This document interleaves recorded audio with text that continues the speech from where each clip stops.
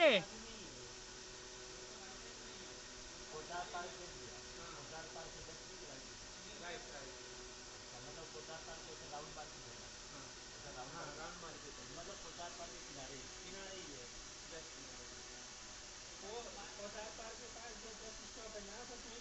Kingston NV2 500 GB up to